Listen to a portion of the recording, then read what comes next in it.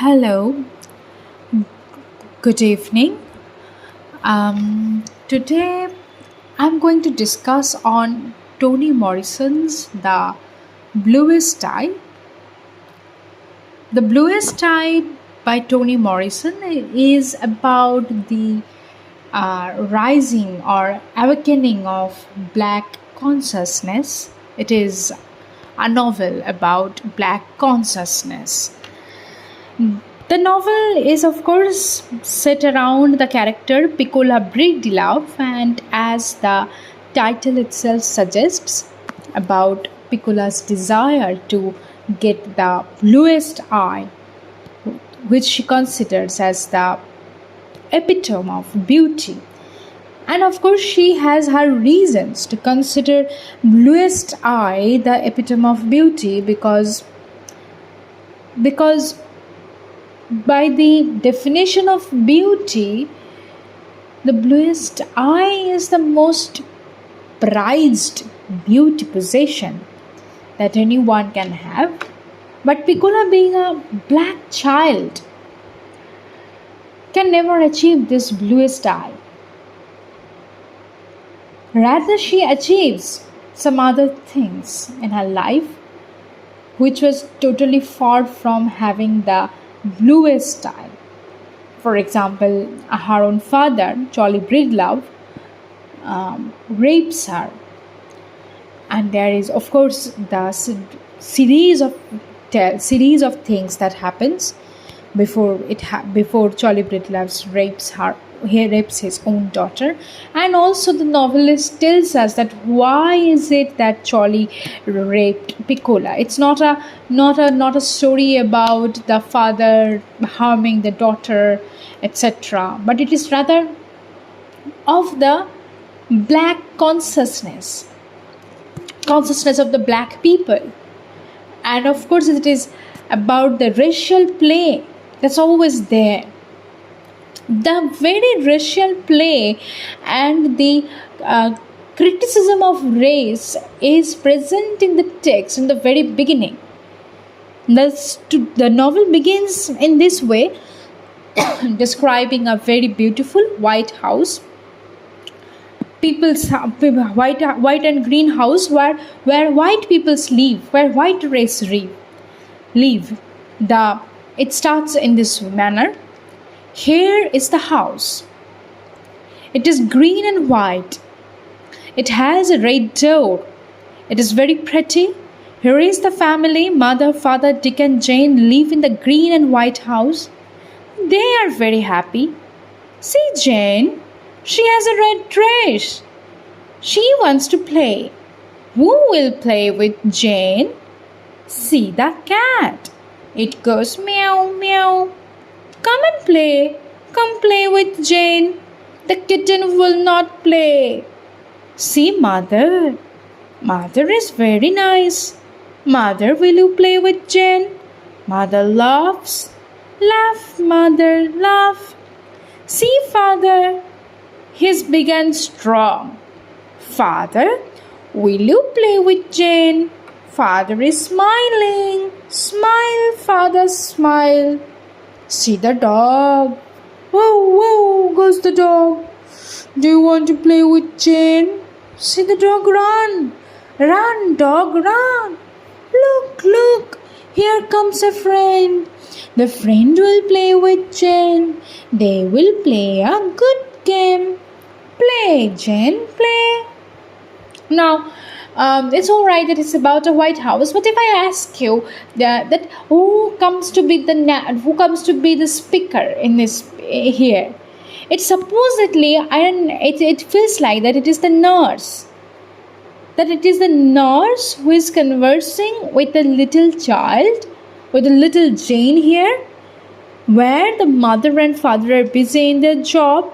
The older brother Dick is also busy in their job.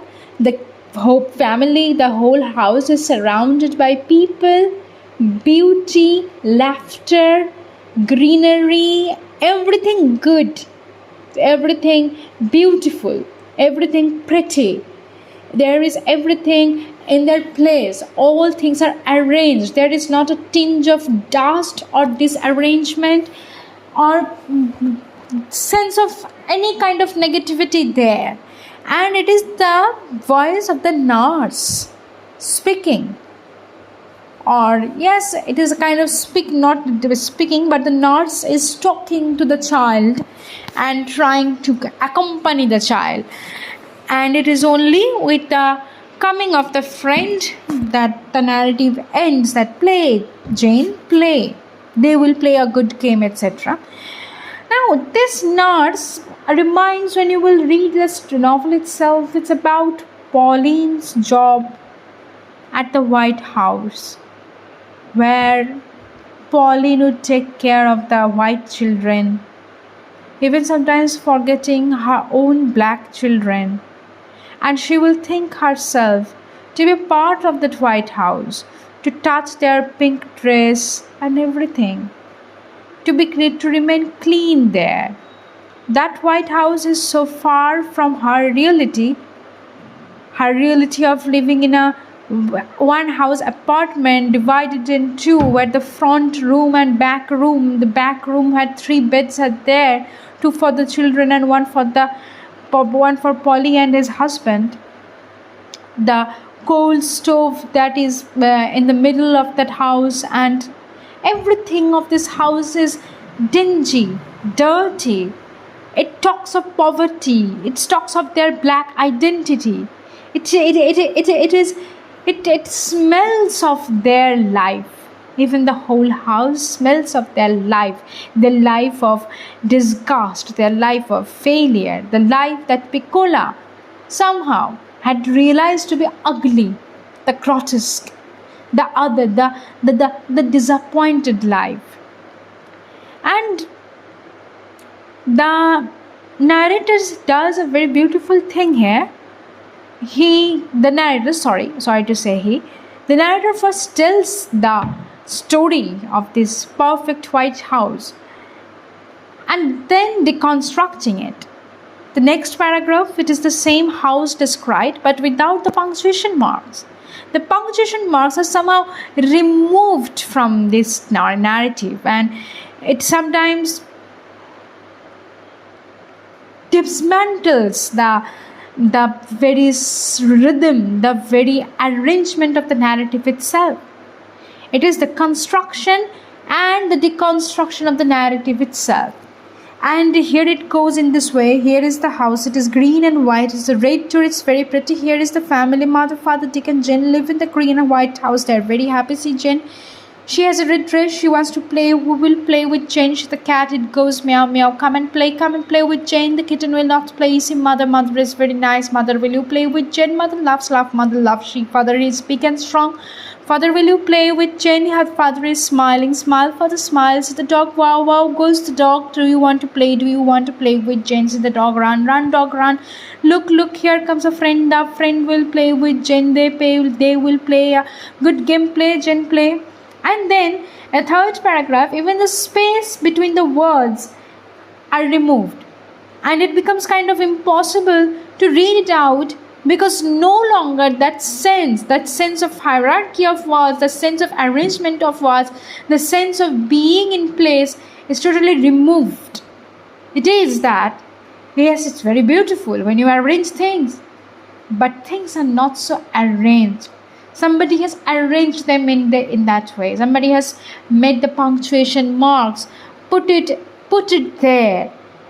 But when it is removed, then it is all the same. Then it is all the lump of the words from which no meaning can be extracted.